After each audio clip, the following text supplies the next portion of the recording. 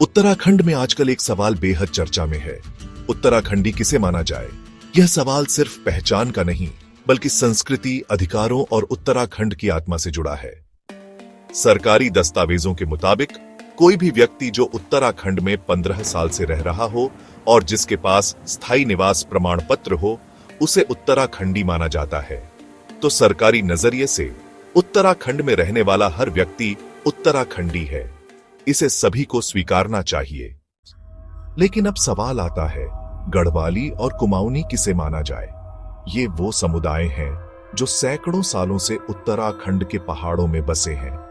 इनकी भाषा, संस्कृति, लोक नृत्य, गीत, त्योहार, देवी देवता और परंपराएं हैं जो उत्तराखंड की आत्मा है। लेकिन दुख की बात, इन समुदायों की सटीक परिभाषा अभी तक स्पष्ट नहीं है। सरकारी स्तर पर इन्हें जौनसारी या भोटिया समुदायों जैसी मान्यता नहीं मिली। नतीजा, गढ़वाली कुमाऊनी समुदाय को सांस्कृतिक विरासत और जंगल जमीन के अधिकारों को बचाना मुश्किल हो रहा है। जौनसारी और भोटिया समुदायों ने अपनी पहचान को बचाने में कामयाबी पाई है, क्योंकि इन्हें ट्राइब सर्टिफिकेट के जरिए सरकारी मान्यता मिली है।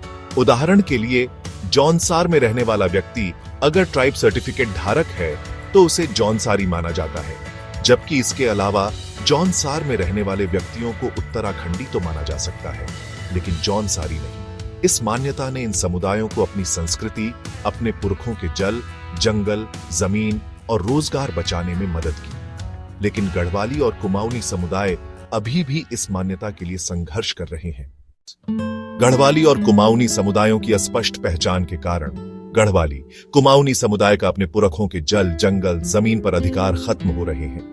संस्कृति का संरक्षण मुश्किल हो रहा है और रोजगार के अवसर भी सीमित हो रहे हैं। इस समस्या का एक ही समाधान है, गढ़वाली और कुमाऊनी समुदायों को सांस्कृतिक, ऐतिहासिक और प्रशासनिक आधार पर परिभाषित करना, यानी इन समुदायों को जौनसारी और भोटिया की तरह विशेष दर्जा देना, ट्राइब स्टेटस देना। इसके अलावा कोई रास्ता नहीं है। हमारे चैनल को लाइक करें, सब्सक्राइब करें और अपडेट्स के लिए बेल आइकन दबाएं।